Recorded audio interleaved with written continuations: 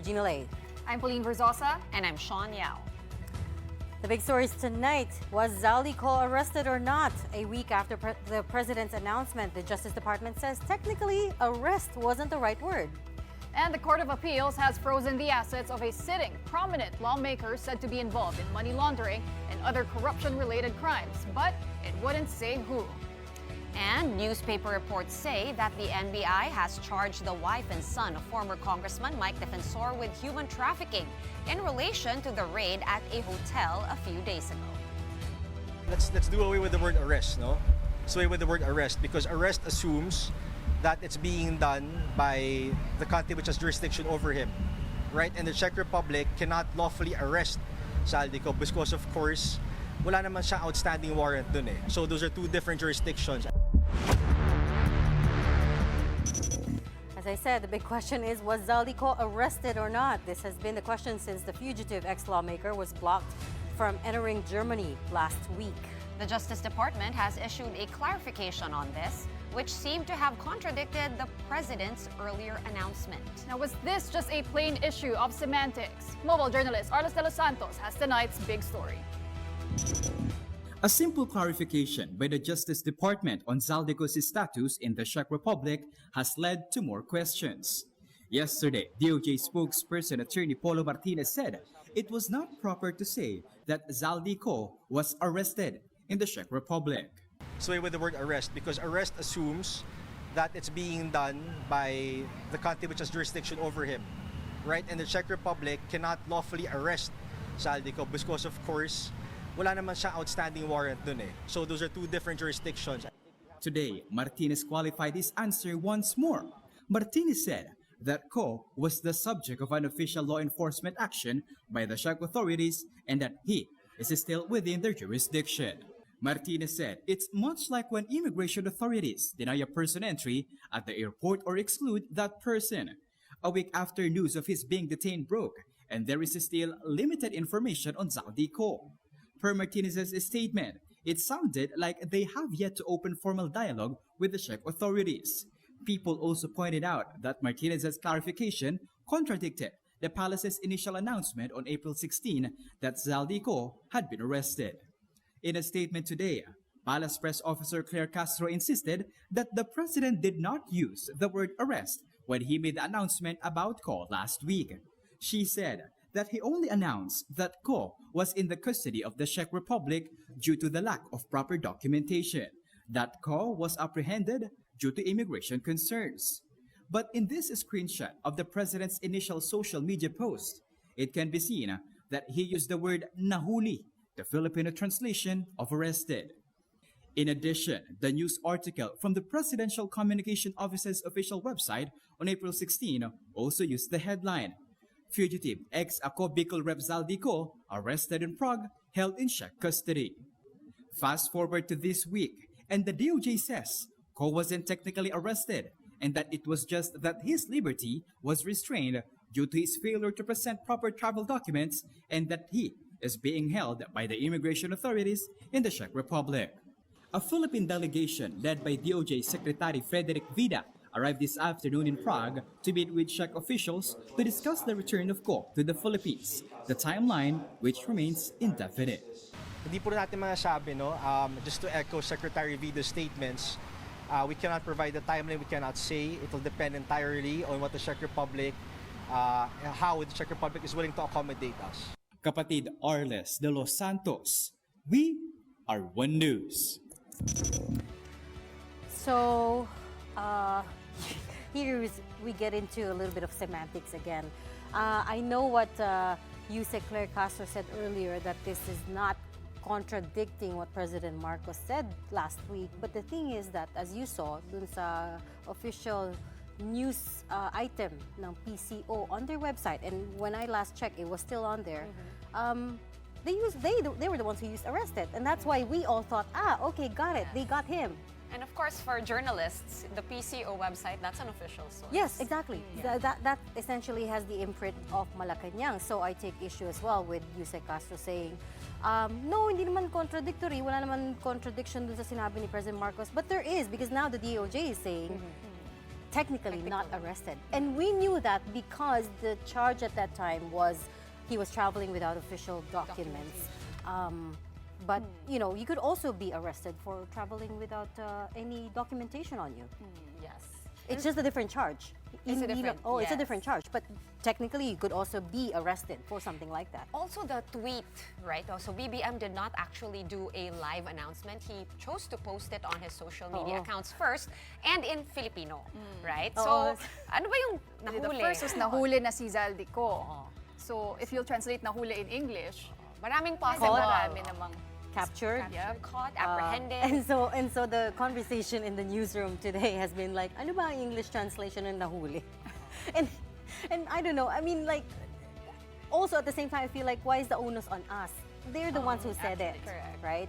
And again, in that news article, fugitive ex-Ako Bicol rep Zaldy Co arrested in Prague. So we took their word on it. And this wouldn't have been an issue naman, you know, if only they had said, okay, well, we made a mistake. Maybe it shouldn't have been arrested. But instead, Malacanang dug down They could and have, said, no, wala naman contradiction. But there is a contradiction. and they could have also issued an erratum, which they have not, as Yeah, of our last yeah. check on the PCO website. I mean, it does say Presidential Communications Office. So I totally get where you're going. And we're probably the profession that, you know, we have to really get deep into the technicalities of this because we all know this is going to end up on social media with either side, you know. And that cause team will most likely challenge it as well. I mean, I doubt that he was gonna, you know, come easy, go down easy, right? it's very important to be accurate, but the DOJ is saying here that the liberty of Zaldy Co was restrained. Not sure what that That's what that's it. entails. And that's a Is that legal an term. arrest? Liberty was restrained. It's a very legal term. But I don't know if there was enough coordination between DOJ and DFA and Malacanang last week when the president first announcement. They should have gotten the language back then right. But nevertheless, as we know today, DOJ Sec Vida is already there in Prague, and that they are gonna start negotiating for the repatriation of Zaldy Co. And of course, we'll stay on that. But in the meantime, the Anti-Money Laundering Council, or AMLAC, revealed that it did secure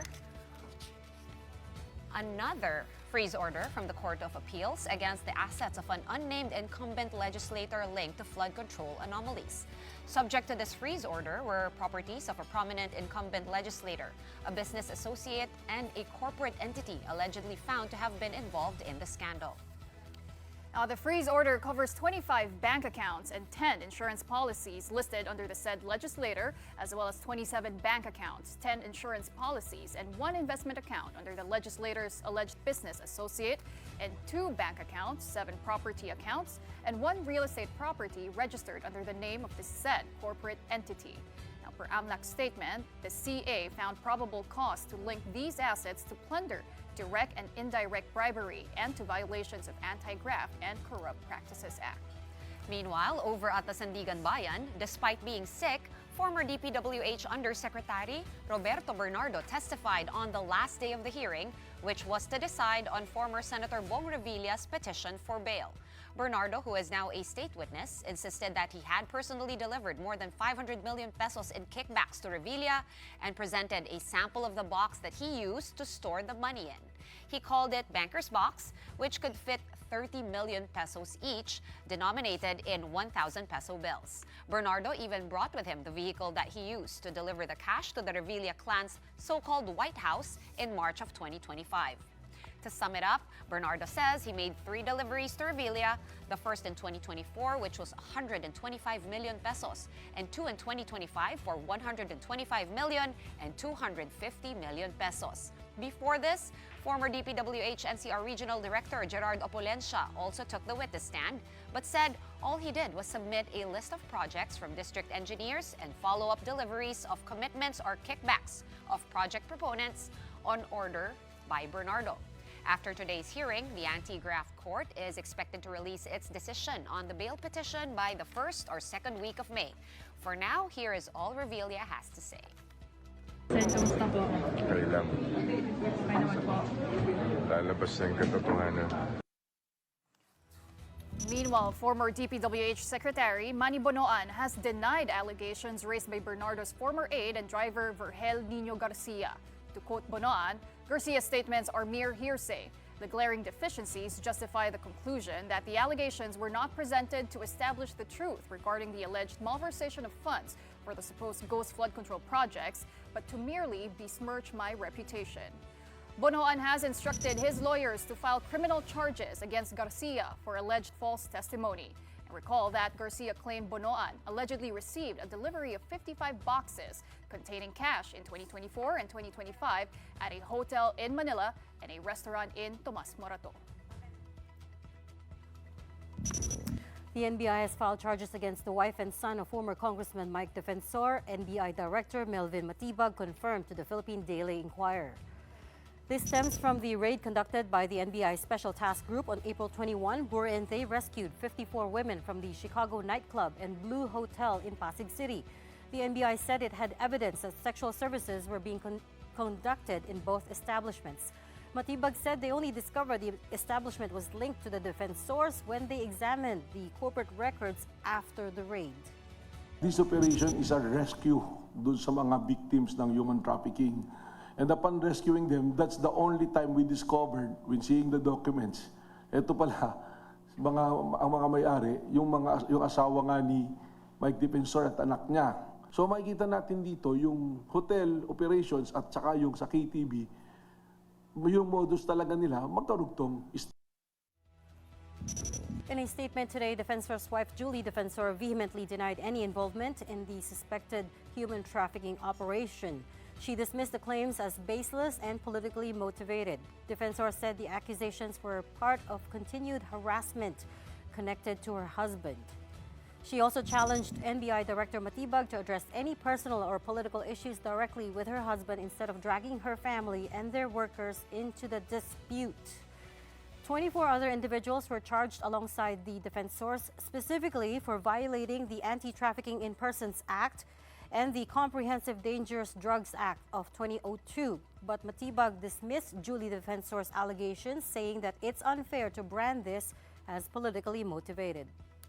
Unang-una, no, you have to face the law. No? Kung meron kayong ginawa na illegal, dapat panagutan. Nung nag-operate sila nito, dapat naisip na nila nito. Tapos ngayon, may nangyayaring illegal na involve yung pamilya mo, i-connect nyo doon sa politika. I don't think that is fair, no? All right, let's try to get the family side on this issue. We have with us tonight former Congressman Mike Defensor. Good evening, Congressman. Welcome back to the Big Story. Yes, good evening.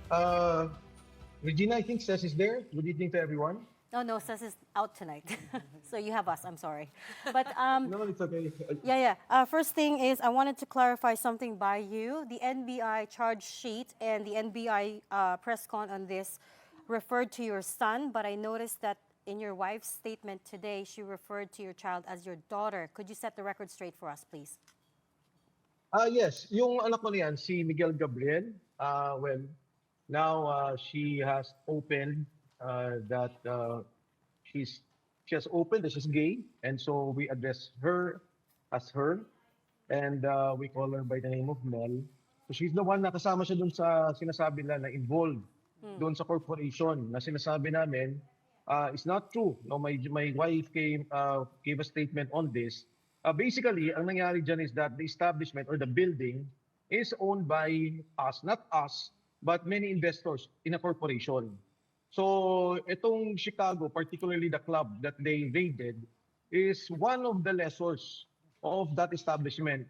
Just to give you an example, you know, there are many KTV clubs all over the Philippines, but let's focus on, let's say, Soler, Okada, City of Dreams, and so on and so forth. So ito yung mga establishments na parang pinapalabas nila na merong human trafficking. And that's very bad. Yung human trafficking kasi, pinapalabas mo na may coercion, may intimidation, by force, because that particular case is unbailable. Yeah. Now, why is it political? Paano hindi political? Ang daming trabaho ng NBI. Yung mga nightclubs ang i-raid nila. And why did we say it's political? And why are we saying about the employees? Pangatlo na to. The first is a family-owned business of which I have divested even long before, 2-3 years before. Ang nagpapatakbo na yung wife ko tsaka anak ko. Yeah. Sinara din. And about 100 employees were involved there. Right. Another Yeah. company, there are about, no, I'm a very minority member, but they elected me as president, of which I resigned in January. Yeah. Again, inatake na naman nila, sinara nila. In total, again, in this particular case, yung Chicago Club, and then they're coming up with all these issues about human trafficking at saka drugs.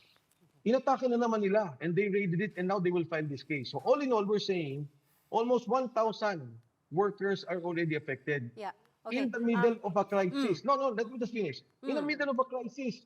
Why would they do that in the middle of a crisis? We are willing and we are ready to legally challenge what they have filed. Right. And we can prove that they have they have no case against us. Pero paano yung mga empleyado? Kawawa naman yung mga tao. Right.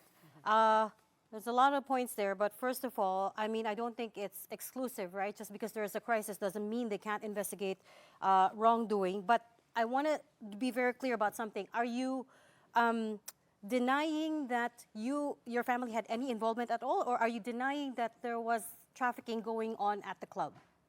Both. We are not involved in the business because we are involved in the building.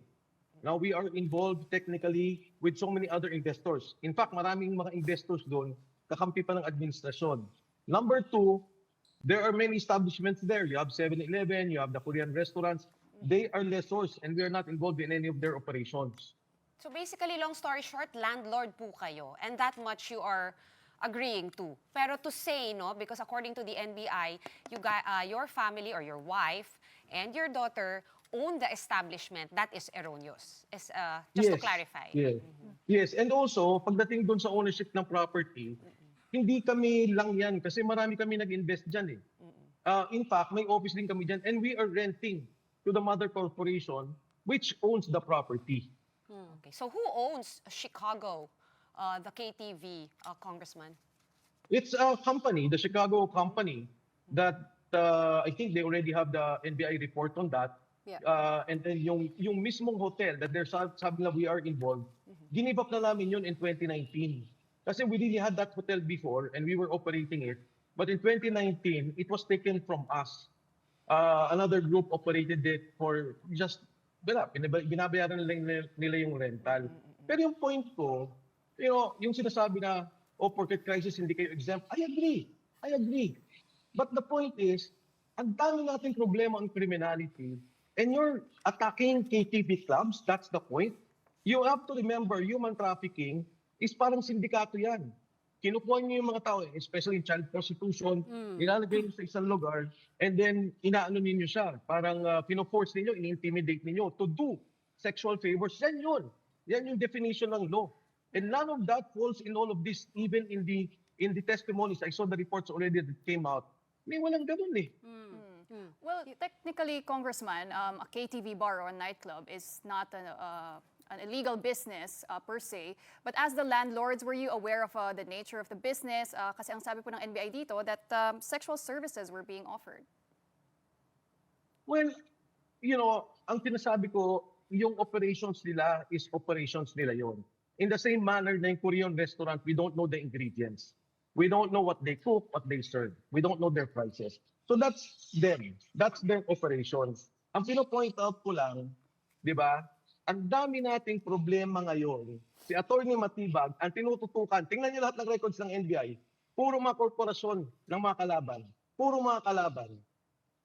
Sa akin, ilang corporations na may involvement ako na tinira nila. Of course, they will justify. May basis. Pero sinasabi ko sa kanya kay Atty. Matibag, sa panahon ngayon na ang daming gutom, ang daming naghihirap, huwag mong gamitin ang politika para mangkipit ka ng mga tao. 9 years ako naging kabinete. Wala akong ginapit kahit siya. Wala makakapagsabi na I went to their companies, ginamit ko BIR, I check on them. Walang ganyan. It was just a political back and forth of the issues that we were concerned with. Ito, grabe yung ginagawa nila, pati personal. Pati pamilya ko, dinadamay nila. Sir, SEC records show that your wife, Julie, was listed as the president of Zerin Development Corporation, which does business under the name of Blue Hotel. So, Yes.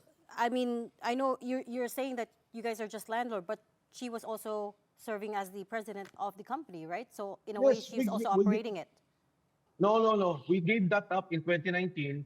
We have records to show that. Kung yung lahat ng yan na turn over na namin to the new group, to the new owners. It may have been registered under our name pero hindi na kami dan involved. Kahit na tingnan yung records na Zirin, wala yang income, wala yang employees. So again, I'm going back to the point. I think the issue here is not the raid. The issue here is political harassment. The issue here is panggigipit ng mga tao. Pero kung linawin lang natin, no, because we want to get this absolutely correct. So we settled the ownership issue now with Chicago, so they're basically renting. Pagdating dun sa hotel, you said you guys used to own it. By us, do you mean your family, including your wife and your child? Or do you mean the same investor group that owns the other building? Or No, it's a different it's a operation. different- Yeah. Okay. If And I then, may explain. correct. And then Kasi next parang- question. Okay, linawin lang natin, Yeah. Akong. Yung next question is, you said you gave it up. Do you mean that you sold the hotel? Or, kasi minsan uso yung papamanage mo sa isang property management or Correct. hospitality management o kayo na mag-manage itong property ko kasi ayoko na problemahin. What exactly was the term when you said we gave it up? Was it sold? Correct. Yeah. Kasi ang nangyari dyan sa operations namin is that, well, of course, the property is the property. Ngayon, let's say yung hotel, group rented it out, particularly us, but different investors. So we were running it at some point and then we gave it up. Another group before rented it. It was a person, not a corporation, and we can show documents to prove that. So sila na yung nag-operate ng hotel.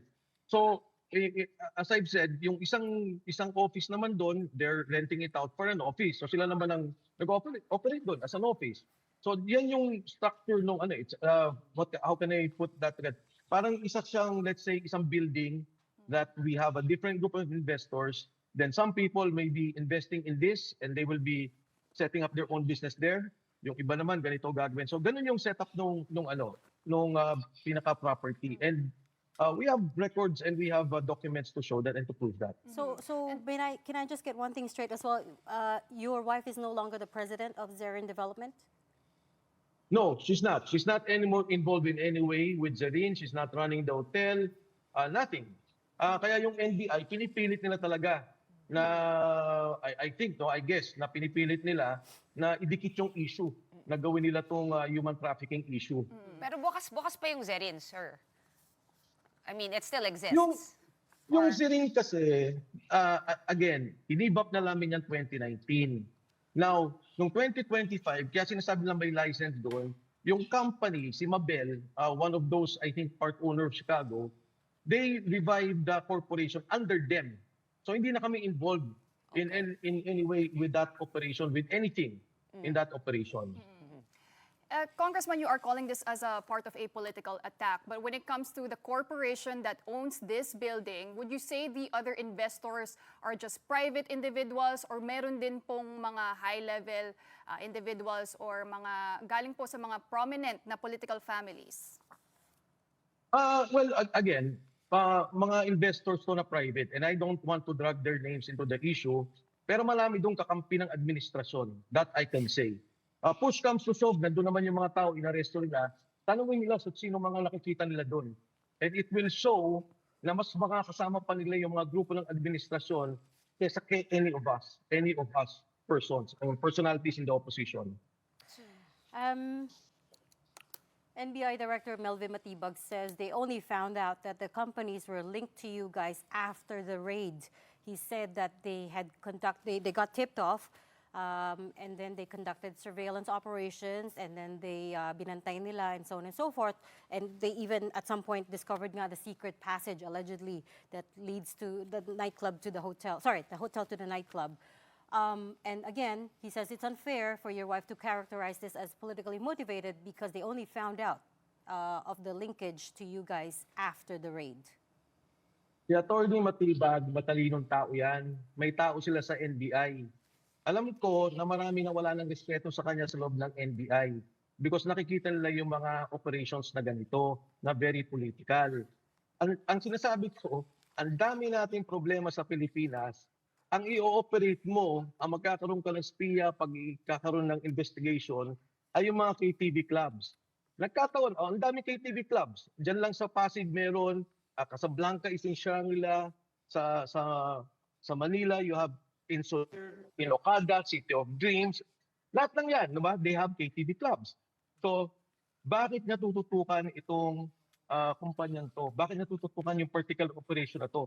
Sa dinami-dami ng problema natin sa droga, peace and order, kidnapping, yan ang tututukan ng NBI.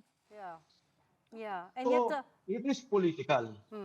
and yet si Director Matibag was once the chair of PDP Laban and was once associated with former President Duterte. At one point, naging acting cabinet secretary pa niya si Attorney Matibag. I mean, politically lang. I just wanted to point that out. Yeah. Alam mo, Regine, ang tagal ko nga naging cabinet, 9 years. Sinasabi ko yan, no? And maraming ganyan talaga sa politika, naglalaban kayo na may politika kayo. Marami akong kaibigan sa administration ni President Bongbong Marcos. Alam namin yung parameters ng laban. Alam namin ang away. Alam namin na hindi pwedeng isangkot ang mga pamilya, hindi pwedeng isangkot yung mga pribadong interest. You do not, you do not involve your family members or other persons not directly involved in politics. So, itong ginagawa ni Atty. Matibag, wala pa siyang 1 year. Yung attack niya, left and right, hindi lang sa akin, sa lahat ng tao. And I think that should be a cause for concern. Huwag siyang manggupit because of politics, because iba ang paniniwala ng tao sa paniniwala niya. But like you said, really quickly lang, no, sir, meron naman kayong complete documentation, no, yung transfer of ownership. So, may lalabas nyo naman ito and you can prove it, right? Yeah, I'm confident. Pero alam mo, pinapalabas nila very clearly, human trafficking is an unbailable case. Yeah. Ang gusto nila, ikulong yung asawa ko. Ang gusto nila, ikulong yung anak ko. Walang kinalaman yung mga to sa politika. Ako nga nagsasabi di ba? Idikit nyo na yung kaso sa akin, ako na yung kulong ninyo. Huwag nyo idamay yung asawa ko at higit sa lahat yung mga manggagawa. Every time you attack a company and you close a company or you suspend a company, people are suspended. The work is suspended. They are not paid. So today, 1,000 tao na yan. There are 3 companies already. It's documented what they have done to me. No, not just to the companies, to me, and particularly the workers. Yeah. Ito yung mga ginawa nila. Okay, we'll leave that there. Thanks so much for talking to us tonight. Thank That you was so former much. Congressman Mike Defensor. We're just going to take a quick break, but coming up, former Speaker Martin Romualdez wants Ombudsman Boying Remulla out of the picture if the government insists on probing him over the flood control scandal. That story and more when we return. Keep it here on One News.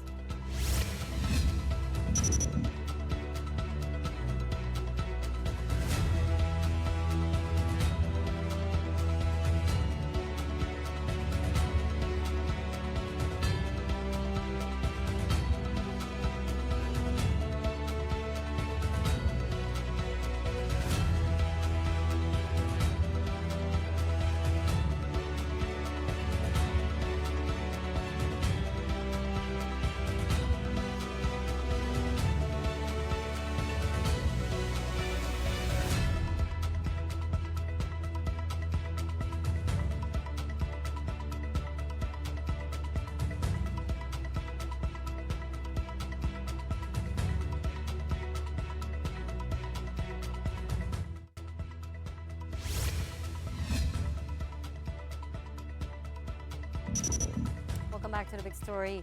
The defense team of former House Speaker Martin Romualdez wants the Office of the Ombudsman to inhibit investigations against him. In a statement, Romualdez's camp said, and I quote, "On several occasions, the Honorable Ombudsman has made public statements concerning Representative Romualdez that evince a preconceived position on issues that are the subject of potential or ongoing inquiry." The later congressman cited an example in November when Ombudsman Boying Remulla confirmed his office had been studying Romualdez's case for the past 40 days, despite the fact he had just been in 2 weeks since he assumed office. And then just this month, the former House Speaker quoted Assistant Ombudsman Miko Clavano labeling him as a master plunderer, even before the fact-finding investigation was concluded. For these reasons, Romualdez's camp requested the office to inhibit from any preliminary investigation that may be commenced by the filing of a complaint and to refer such matter to an independent and impartial body. The Office of the Ombudsman has yet to react to this. And in other news, long lines formed outside the LTFRB central office in Quezon City earlier as the agency started handing out fuel subsidies to taxi drivers. But the rollout was marred by issues. Some who arrived early waited in line for hours, only to find that their names weren't on the master list, while others took time to be verified. This is similar to what happened with the subsidy distribution to TNVS drivers headed by the DSWD. There were also some who knew they weren't on the master list but lined up anyway in hope of receiving some aid. Acting Transport Secretary Giovanni Lopez said they will strive to refine the distribution system. Daming lumabas na mga issues magdating sa mga sinasabi natin mga tempo. No, so kailan muna ayusin namin with the TNC's providers sa mga susunod na araw. Ipupulong ko rin yung in-drive naman at saka yung mga ibang TNC natin. It should start with them kasi yung master list nasa kanila eh. The LTFRB also assured drivers that if they aren't on the master list, they can still get the subsidy if they can show complete documents. They need to produce their driver's license, a photocopy of their operator's ID, a copy of the franchise, and certification from the operator that they are under that company. The subsidy handout to taxi drivers will continue until Saturday, with over 6,000 drivers expected to be given the aid. Motorists using diesel can expect another rollback on Tuesday, but it won't be as large as in the past 2 weeks. Industry sources tell the Philippine Star that based on 4 days of trading at the benchmark mean of Platts Singapore, diesel prices are projected to fall by 8 to 10 pesos per liter, while gasoline prices may remain unchanged or increase by 1 peso a liter. Results in today's MOPS trading will be out tomorrow, which means there are still changes in price adjustments effective Tuesday, April 28th. Oil prices in global markets are still elevated as Iran and the United States engage in ship seizing. This video from Iranian state media shows armed soldiers boarding Panama-flagged MSC Francesca and Liberia-flagged Epaminondas near the Strait of Hormuz. Revolutionary Guards accuse these vessels of operating without the required permits. Meanwhile, Reuters has learned that the U.S. military intercepted 3 Iranian-flagged tankers and is redirecting them away from their positions near India, Malaysia, and Sri Lanka. As of 7:30 p.m. Manila time, global benchmark Brent crude is trading at $98 a barrel, down 0.8%, while West Texas Intermediate or WTI is sitting at $94 a barrel, down 1.3%. Meantime, Israel and Lebanon have extended their ceasefire for 3 more weeks. The success of the ceasefire, though, will depend on whether Lebanon can rein in Iran-backed militia group Hezbollah. Ending the conflict in Lebanon is crucial to advancing any peace agreement between the U.S. and Iran. Our next guest wrote a column last month outlining the double whammy facing energy markets, well, the war in the Middle East and the summer season. Well, we say welcome to Alex Aplaza, CEO of Climergy Inc. and co-chair of the Asia-Pacific ESCO Industry Alliance and president of the Philippine Energy Efficiency Alliance. Good evening, Alex. Thanks for being here with us tonight. My pleasure. Lots to talk about, but the first thing I want to touch on is you wrote that the oil price hikes are only the first wave. What else do we have to look forward to? It will have to spill over. The oil price hikes will have to affect other parts of the economy.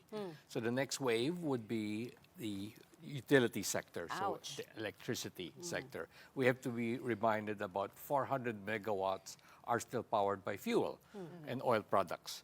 And these are mostly the SPUG areas or the islands that are still running on diesel power sets. Then you have to remember that all the utilities are running diesel-fed trucks and gasoline vehicles for their operations. So they will be hit. And the question now is, will the missionary rates for electrification outside the grid be charged to the other consumers on grid? So this will have a compounding effect on them. And it happens, what I wrote in the column, it happens at the time of peak of summer. Yeah, when, like right now. When energy reserves are thinnest. And these are the months of April, May. The energy reserves are thinnest. And even before the crisis, prices were normally very high. Yeah. And it's a supply and I see demand it in my bill. situation. It just came in. Ouch. Ouch talaga. I Ouch also just talaga. paid. But also there have been, I mean, since you wrote this, it was a month ago. Has anything changed? Because there were, true enough, a few yellow alerts here and there, right? Plants going offline. Every summer this happens. I think it's a little bit more stable than when we were last year. And I think that's largely due to many factors, renewable energy coming on stream, energy efficiency enforcement of the law is vastly improving. And I think the Middle East crisis has also triggered a psychological or behavioral impact on consumers. People have started not using their cars and commuting. People have started to switch off their appliances, especially their cooling appliances. So they are from home. reacting. Yeah. They are reacting already, but we have to drive harder. We have to squeeze out what I call waste energy or energy losses among everyone, all sectors consuming energy, whether small households, industries, government buildings, utilities, you name it, even agricultural, forestry, fisheries. We all have to shave off. That is your advocacy, right? Energy efficiency. Yes. In your opinion, you said from last summer to this summer, things have improved. Have we managed to be more efficient in our deployment and use of energy? Has the Energy Department done some right things in that sector? Absolutely. In response to the crisis, there are a lot of energy conservation measures in place. And that's, let's say, setting a temperature of air conditioning to 24. In Japan, they set it to 26, 27, shutting off neckties. So neckties are no-no right now in Japan. So there's a lot of... That's okay in Japan. They have winter. They have But fall. in Thailand, they did it in No, but the shedding of is through their summer. Yeah. And When they it's could hit the just as 40s. hot as here, yeah. They could hit the 40s as well. So yes, there's a lot of behavioral change, and you see a lot of the 4-day work weeks or very flexible work arrangements across both government and private sector establishments. So you see this kind of behavior delivering energy conservation. Now, what I want to talk about right now is energy efficiency, and that would need more technologies. Among your household, if I visit any of your houses, would I still see a non-inverter conventional refrigerator or air conditioner? No, everything is inverter. Fair, And the lights are all fantastic. LED. And all lights are all LED. But your TVs are getting larger and you have more charging devices, right? So, Also that. So that's an additional load. See, So Alex it's- is appliance shaming us. No, but the thing with inverter appliances is that they're more expensive also, right? they are more expensive, but the savings will pay back for that premium. Okay. So that's what the Filipinos household- should not think about that upfront cost and think more about how much they're going to get to save and also contribute to energy efficiency. Exactly. So it's an investment that will pay back for itself, but they have to be patient with the payback. So it'll pay back 2 years, 3 years. If you use your air conditioner 12 to 20 hours a day, then it'll pay back even less than 2 years. Okay, you're talking about more of behavioral changes, though, in terms of us, right? But what about in terms of infrastructure and technology? Have we deployed something new recently that could perhaps cushion it? Because to be fair, I mean, power prices have gone up, but that's kind of common during the hot season, and it is April, so I expected that, right? But it wasn't like as high as I thought, or is it that going to come maybe in June or maybe next month? Well, not necessarily for households, but many of our Philippine Energy Efficiency Alliance or PE2 members carry more smarter AI, IoT technologies, installing them in large commercial buildings or industries, putting smart meters everywhere, and monitoring energy of every load, every appliance, every piece of machinery is now being controlled, monitored, and managed through smarter systems. And artificial intelligence is getting deeper and deeper. So the technology is already here. It's available. We have companies under PE2 already delivering the technologies. And it's just a matter of just bringing the cost down broadening its adoption and waiting for the market to transform and adopt it. But Who's using it? realistically, yeah. Who's using it? I'm curious. Is it malls? Is it factories? Malls and hotel buildings, office buildings now have what we call building management systems. So these are like computers running the chillers, running the lights, switching To them make off them more when they're off, efficient. to make them more efficient.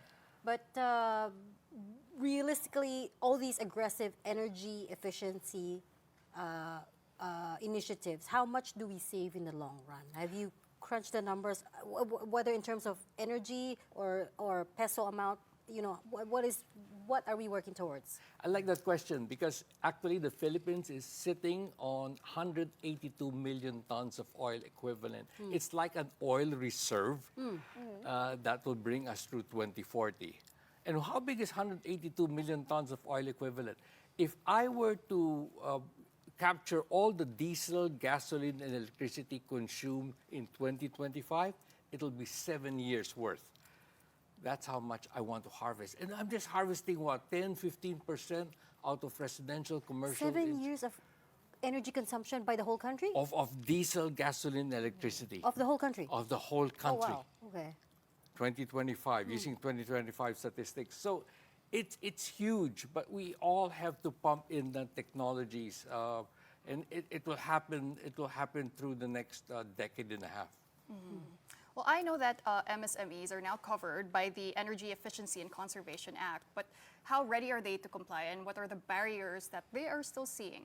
It's a work in progress. So MSMEs in Metro Manila or metropolitan areas have a higher chances of knowing about their obligations under the law. You know what? The Department of Energy has reduced that to 50,001 kilowatt hours in fuel and electricity consumption a year.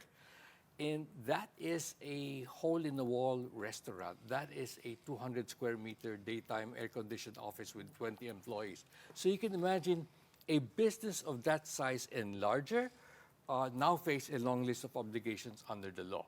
They have to undergo mandatory energy audits, hire a certified energy manager, implement a ISO 50001 or similar energy management system, and the list goes on. So yes, they are covered. Now, it's a work in progress. We have to bring that awareness down outside the metropolitan areas, in the countryside, in the rural. How do we get more MSMEs aware that they have obligations and get them to implement? Is that expensive? I was mean, gonna say. it sounds so scary. I mean, it sounds great, but is cost an issue here? No, it is, but it's like that question we had on changing your refrigerator at home, right?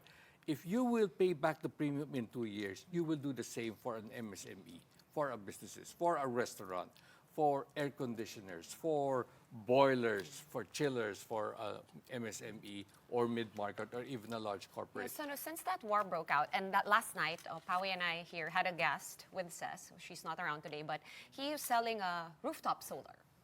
And he said the surge in inquiries has been massive in the last month. It's kind of expensive though. But you know, the ROI is 3 years, 4 years. And some people, I mean, that's a lot of money. Let's say you spend 500,000. You see it back in 4 years. That will make some people hesitant. They'd rather just pay the electricity bills. Yeah, at least it's naka-installment, right? But one thing that rooftop solar developers are doing that's doing good to what we call energy service companies or ESCOs in the energy efficiency story, they have opened the doors to a new model because they're working in a similar fashion. They are now operating similar to a build, own, operate, maintain, and transfer. So your guest, Mr. Vuskovic, is installing rooftop solar. He's arranging finance and recouping it through the sale of solar energy in the next X number of years. So it's like a build, own, operate, maintain. Now imagine that financing model for a chiller for a large hotel or for a factory. If I install a chiller, put a brand new chiller and make it more efficient, I will use the energy savings. I will collect the energy savings from the building owner to so that I can recoup my investment on the chiller in the Oo next nga, no. 10 to Then 12 you can use years. that to pay for the hulugan. Exactly. Or to pay exactly. for other things or to upgrade. Using the energy savings as your installments now. Okay. So no money upfront. So there, what we're saying is whether for rooftop solar or for real energy efficiency projects implemented by ESCOs, there are no upfront cash models available for large corporates. So who's supporting the financing for these initiatives? Well, they have to arrange either equity through equity from shareholders, or they have to knock on their favorite banks with credit lines. The point being, in this time of crisis, we shouldn't just be talking about diversifying our oil sources. We should also be talking about energy efficiency, is your point, because that could also help in terms of Absolutely. our oil, energy consumption. Absolutely. We have to treat energy efficiency and energy savings as that additional resource, right? Yeah. To reduce our importation of fossil fuels.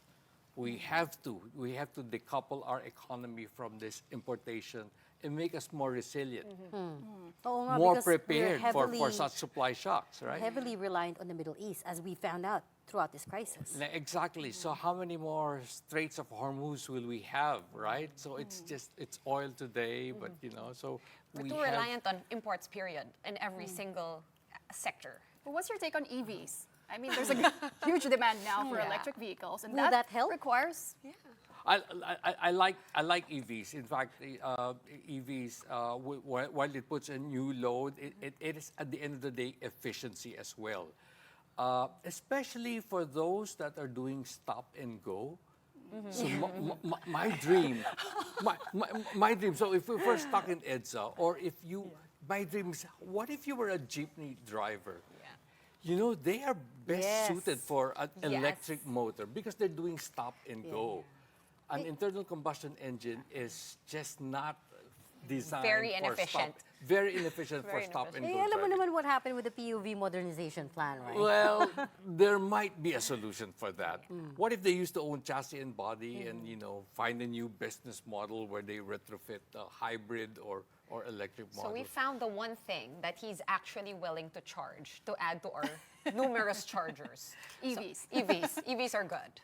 EVs are good, and you don't know it in other countries. The EV that's charging at night while parked is also throwing battery power back to the grid. Oh, wow. Back to the.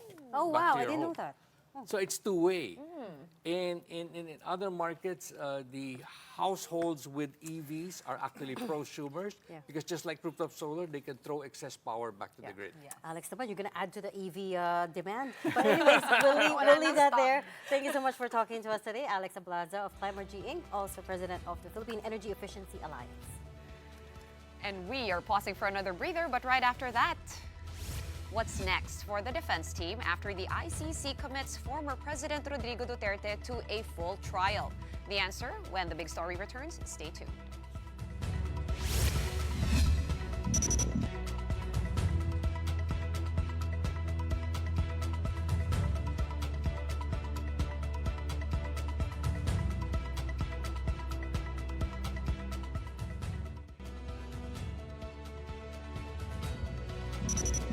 Welcome back. Thanks for staying with us here in the big story.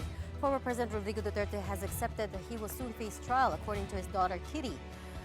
Kitty, or Veronica, visited her father at The Hague right after the ICC upheld its jurisdiction over the former president's case and confirmed all the charges against him. While the former president took the news calmly, his family did not and was disappointed by it. At the moment, a trial date for Digong is yet to be set, which the prosecution sees happening by the end of the year or early 2027. He knows about the decision already, and I do not initiate conversations with him about it because it might ruin his mood. But he knows, and so far he is accepting of it, no? Like he always says, wala tayong magawa eh. Leave it up to God. Meantime, Duterte's defense team said it is already preparing for trial. In a statement, his lead counsel, Nicholas Kaufman, said, and I quote, "At trial, the defense will prove that the aforementioned state policy is a complete fiction. The defense will also show that the evidence of very same criminal witnesses so gleefully peddled by the former president's many detractors has zero weight. Kaufman also insisted that the credibility of the witnesses against Duterte was never addressed at the confirmation of charges hearings. He also lashed out at President Bongbong Marcos, who he believes will not help the defense in any manner but will instead help the prosecution, as he did even before Duterte was surrendered to the ICC. In response, Palace Press Officer Claire Castro said Kaufman should just focus on their legal strategy instead of putting the blame on the president. To quote Castro, Kaufman is losing track of his case because he keeps monitoring Philippine politics. He should do his best for his client, not for the political careers of his client's children. Executive Secretary Ralph Recto came to the defense of President Marcos after yet another tirade from Vice President Sara Duterte. Now, recall that a day after the third impeachment hearing at the lower house, Duterte suggested that Malacanang's machinery was behind the testimony of former Senator Sonny Trillanes against her. In response, Recto pointed to how the AMLAC report lined up with Trillanes' testimony. Hindi ko alam ang mga paratang na binabackup. Ang masasabi ko lang, nagtugma yung kanyang mga testimony dun sa report ng AMLAC. Recto and his wife, Batangas Governor Vilma Santos, joined the president in Batangas to lead the Bawat Bayan Makikinabang activity, where they gave out rice and financial subsidies through the local government support fund. In his speech, Recto took the chance to vouch for the president's stamina, which some netizens have been questioning over the past weeks. Hindi po yan ang diskarte ng isang low-bat na leader. Tulad ng paninira ng kakarampot na lagtutay ang mga isip. This is a high-energy presidency of a healthy leader. Walang wheelchair, walang tungkod, at hindi uugod-ugod. Meantime, President Marcos and First Lady Liza Araneta Marcos will travel to Japan for a state visit from May 26 to 29. It is the first state visit of a Filipino leader to Tokyo since 2015. The first couple will be received by the Emperor and Empress at the Imperial Palace. The president will also hold a summit with Japanese Prime Minister Sanae Takaichi to discuss various matters.